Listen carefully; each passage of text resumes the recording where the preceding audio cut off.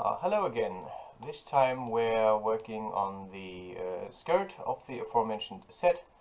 As you can see, I started with a tube, checked the length and then adjusted it. Maybe you've noticed, but when I do something symmetrical, I use a number of planes divisible by 4. So I have always a center. I can cut in the middle. If I don't, I can end up with a central plane instead of a central line. At the beginning of this in the middle of this project, I thought about doing that because at first this is my original, or this is about the original design I wanted to do. Right there I used, but I had to change it in the end, and I'm quite happy, or I'm quite okay with how it turned out. Right there I used the differentiate tool to, or the associate tool to uncut the lines, and at a later point you will see that I use the extraction tool to actually remove a part of the original skirt.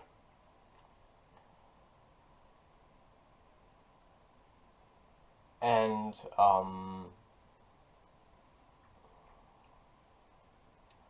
have two pieces instead of one.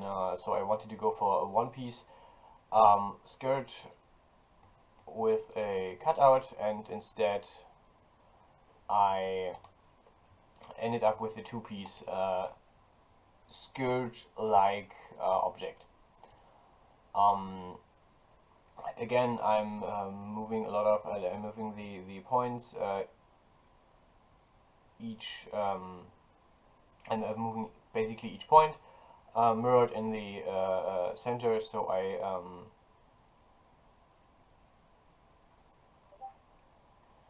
have it easier.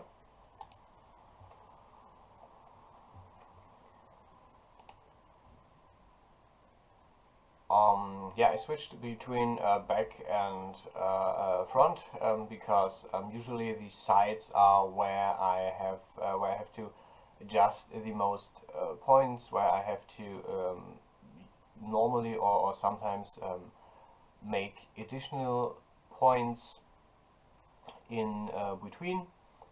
So it's best to work the back and the front at first, and then adjust the sides from my experience, as I did not in the second row, because I can just orient myself on the upper row after I adjusted those.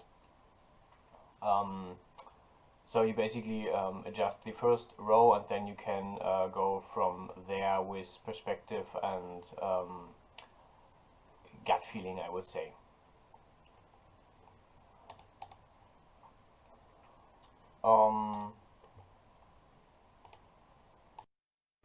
Yeah, what else to say? As you can see, right now I changed, instead of just adjusting the point to the body, so I have a tight fit, or I have it to fit to the body form. I started to just roundabout adjust the whole row of, row of points. The decision here was I wanted to make a pleated skirt, or kind of a pleated skirt, so I just at a certain point you can just adjust the rows to a certain degree where you want them. Of course, what I always recommend, what I do now, is go into the full view. So instead of having the edge view, or the plane view, or the point view, you use the full object view. You can see where dents are, where weird edges are, and just smoothen it out. before you actually smooth it. So yeah, and now you can see what I was looking at. I was thinking, okay, you can just way too easy look through this. This is not what I had in mind. And now I going another direction. Instead, the middle part of the skirt is yeah, becoming like panties or something. Um, I had to adjust a few pieces in the back too. It looks rather weird right now, but you will see in the end. Of course, it's again, it's kind of lewd. It's kind of erotic, if you want to say so. If you want to take that step.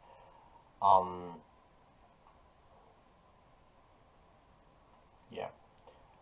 I had to work with perspective here. I think I moved it. Yeah, I moved it in the perspective view mostly because I just had an easier vision of my model.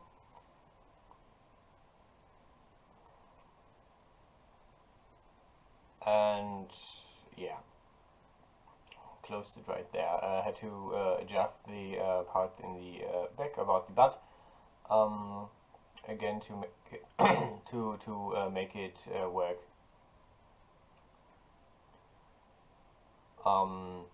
Yeah, welded some points right there, so everything is working smoothly. And there we have basically the final forms. This is how it looked in the end, you can say. This is where I started to use symmetry, so I didn't have to move both points, but instead I could just work on one, focus on one, and the other one I would just be adjusted automatically.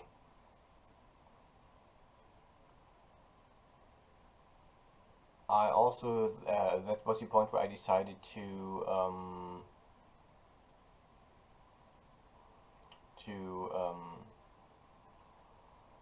cut to extract part of the thing.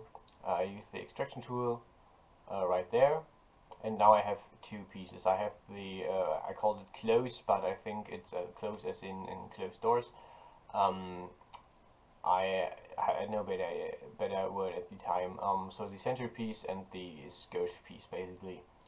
Adjusting the skirt right there.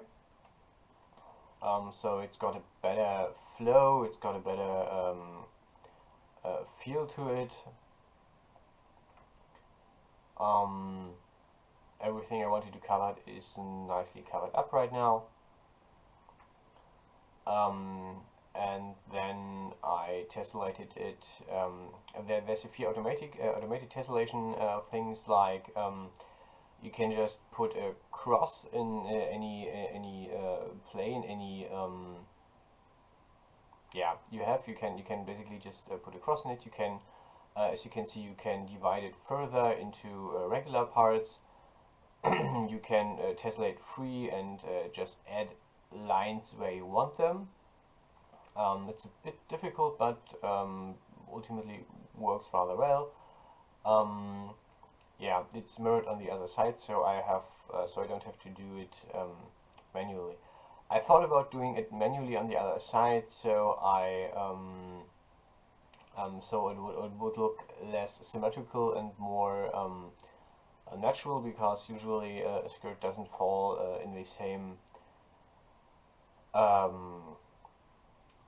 word is missing, and the same folds on each side, but yeah, ultimately I just went with it because it's not the folds of the skirt are not the focus of the viewer, I guess. And if so, well, okay, then I misjudged. Right there, I deleted the planes that got out on the top. added a little bit more detail, a little bit more fold, and then we have the smoothing again. At this point I was thinking, okay, I do a few edges on the two pieces, put a few buttons in the front and be done with it. I decided, at this point I decided, okay, I'm not happy with how this would look, I'm not happy with the end result if I just add buttons now. And I began to think about, okay, what else can I add, what else can I do as a detail that is not too intrusive, that is not taking away the cake, and I decided for a belt. So right there I'm going for the, I have no idea what's it called in English, I don't even have any idea what's it called in German actually, the folds where you put the belt in the clothing. I have no idea what it's called. You can leave the info in the comments if you want. Yeah, I used the same tool as usual and pulled the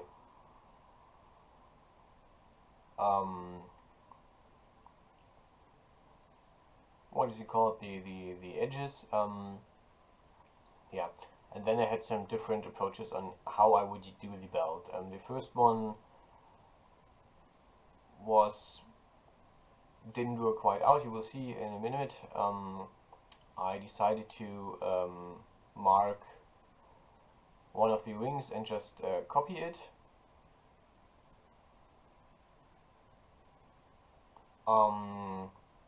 Use the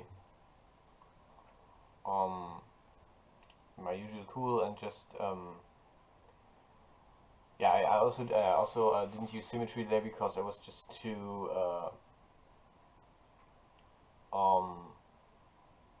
yeah, just too lazy, and in the end it came to bite me in the ass. Okay, so I had the row. I just noticed, okay, it doesn't sit on the belt thingies, and I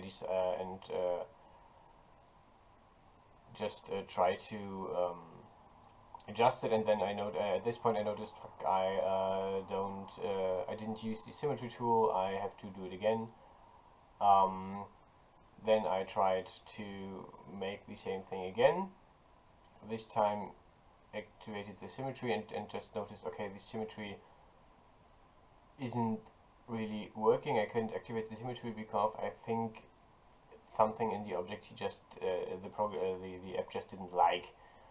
And then I said, okay, fuck it, I'm doing this another way. So I deleted it, just made the simple 2D plane, and worked from there with just adding frames and moving them, which in the end was the easier way, the better idea.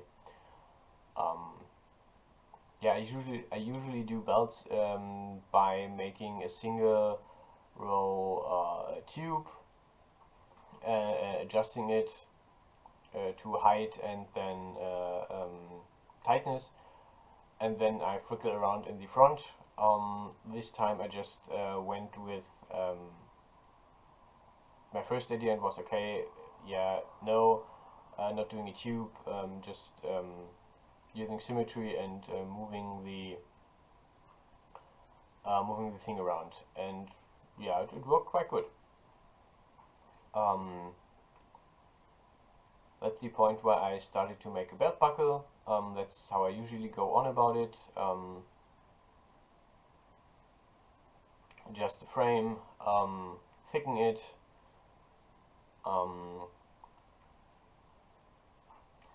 do the whatever centerpiece buckle, whatever it's called. I have no idea what it's called. I'm sorry. That was the point where I stood up and checked on my actual belt, because I was like, okay, wait, which end goes where? I'm confused. And then I stood up, got my belt, put it next to me, and just looked at it while working, which was probably a good idea because I was I had no idea.